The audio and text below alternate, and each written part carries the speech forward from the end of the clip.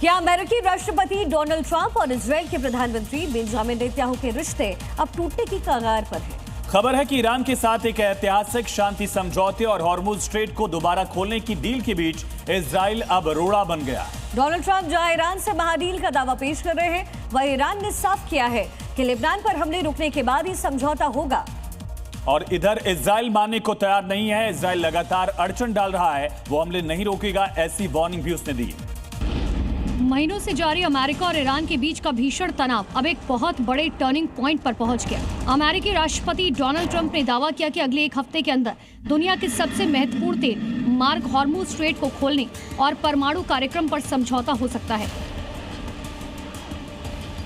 Trump ने कहा कि अगर ईरान के साथ ये कूटनीतिक समाधान और समझौता हो जाता है तो ये किसी बड़े सैन्य जीत से भी बड़ी उपलब्धि होगी।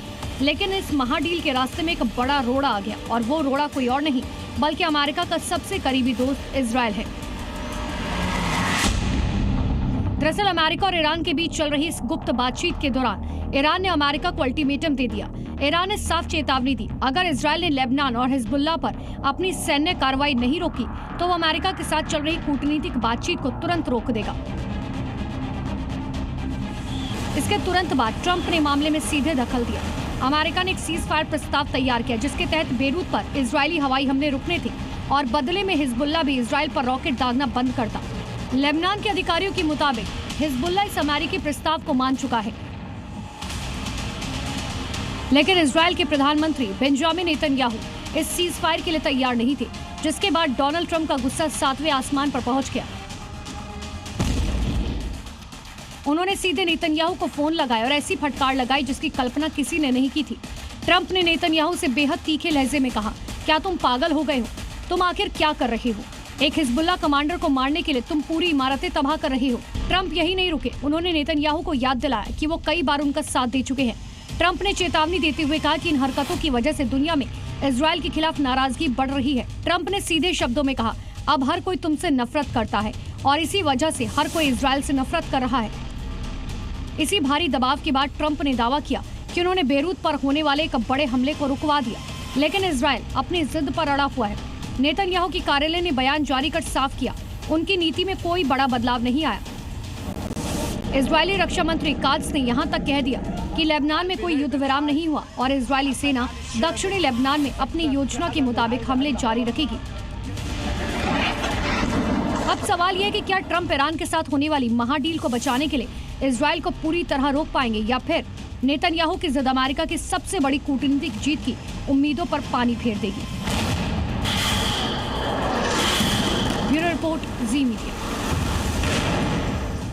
बड़ी खबर है, पश्चिम बंगाल में सत्ता बदलते ही ममता बनर्जी के उस सिंडिकेट राज की चूल्हे हिल गई हैं जिसने सालों तक बंगाल के गरीबों को लूटा है। दरअसल बीजेपी सरकार के आते ही और कानून का शिकंजा कसते ही टीएमसी के भ्रष्ट नेताओं में ऐसा खौफ बैठा है, जो नेता कभी बंदूक की नोक पर कटमनी वसूलते थे वो अब जेल जाने के डर से जनता से लूटा हुआ पैसा जनता को वापस कर रहे हैं।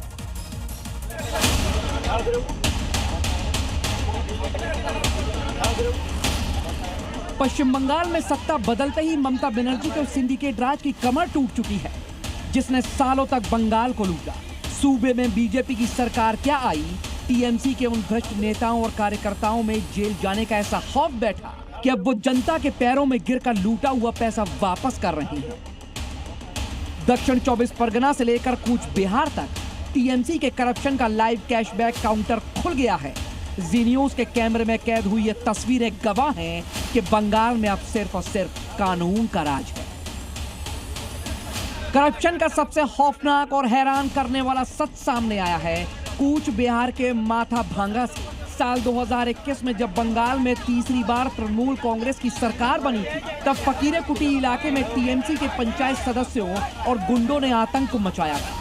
आम जनता ही नहीं, बीजेपी कार्यकर्ताओं को हथियार दिखाकर डरा धमकाकर करीब 80 लाख रुपए की कटमनी वसूली गई थी। किसी से 10,000, किसी से 20,000, तो किसी की जमीन बिकवाकर 1 लाख रुपए तक ऐंठे गए थे। लेकिन अब सूबे में बीजेपी की सरकार है, खौफ का पासा पलट चुका है। आरोपी टीएमसी नेता फरार है और उनके परिवार वाले अब बैंक से लोन लेकर जनता का पैसा वापस लौटा रहे हैं।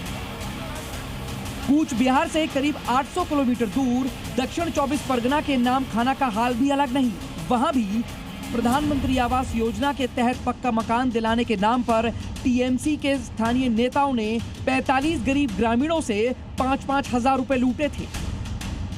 लेकिन नई सरकार के एंटी करप्शन चाबुक के डर से इस नेता ने भी कैमरे के सामने सरेआम नोटों की गड्डियां निकालकर सरेंडर कर दिया।